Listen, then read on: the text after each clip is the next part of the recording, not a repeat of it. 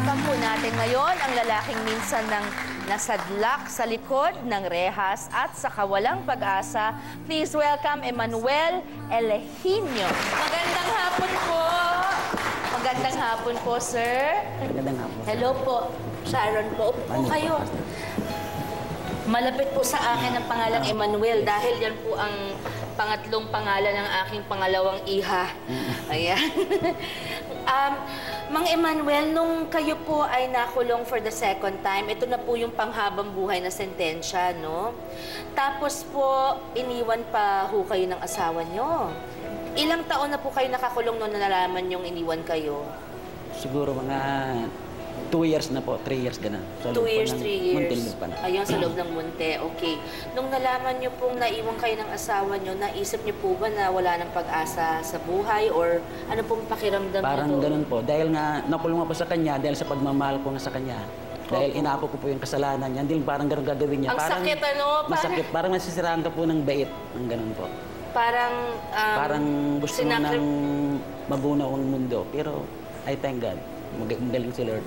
Opo, meron sariling plano nga ang Panginoon. Sabi nila, no, iba plano ng tao. Ano pong nangyari sa loob ng kulungan, Mang Emmanuel, para po magbagong buhay kayo? Nag-aral po ako ng Bible School po doon. Ilang years na po kayo nakakulong noon? Siguro mga 3 years po. Nung iniwan kayo, parang doon kayo sumandal. Opo. So, nakahanap kayo ng isang nagturo sa inyo about the Bible? About the Bible po. Paano po kayo nakalaya, Mang Emmanuel? Na-dismiss po sa Supreme Court yung 8 years po ng illegal. And then yung drugs po, ng life sentence po, nagkaroon ng habeas corpus po. Hindi nyo akalain? Hindi po. Himala po ng Diyos lahat yun eh. Talagang himala? Malinis po yung kaso ko ngayon. Walang kaso. No-record po. So, ilang taon lamang po, bale, ang kayo sa loob ng Munte? 12 years po. 12 years, imbis na panghabang buhay. Okay. Paano po nyo binago ang buhay nyo? Ang nagbago po sa akin, hindi ko po sa akin sarili, ngunit yung pananampalataya ko po sa Diyos na buhay po. Na siya pong nagbabago sa tao po na makasalanan. Kaya isa pong mga bagay na sinabi ko, kung naglingkod ako sa loob ng Muntinlupa, na nagpastor pa ako doon sa loob, eh sabi ko, paglabas ko, magpapastor din ako. So, nagpastor po kayo? Nagpastor po ako. Nag-aral po kayo? Graduate po ako ng Bible School sa Muntinlupa. Naging second honor pa nga ako doon eh. Aba! Apo. So, talagang second honor. Tapos, pakikwento niyo po sa amin yung kasabay ng inyong pagbabagong buhay. May kasabay pa pong parang regalo ang Panginoon sa inyo. Ano po nangyari bukod doon? Marami pong blessing po sa nung paglaya ko, binilik po yung biglang dumating po yung anak kong dalawa. Yung anak niyong dalawa? Bagamat mayroon na siyang third party doon sa Bisaya yung asawa ko po.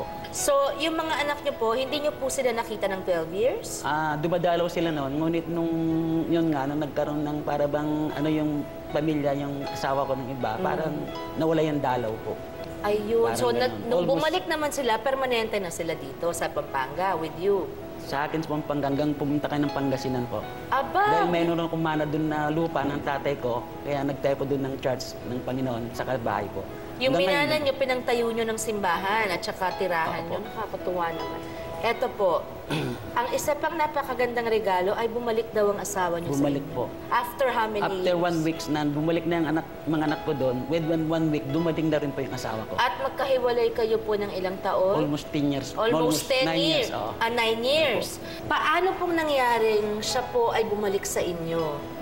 Hindi ko rin alam, hindi himala siguro ng Diyos yan. Biglang dumating na lang po. Nung pupunta ko sa Muntinlupa, na mangaral ulit ng salita ng Panginoon madaling araw, biglang may kumatok po ng alas 5. Pagbukas ko po yung pinto, siya na po.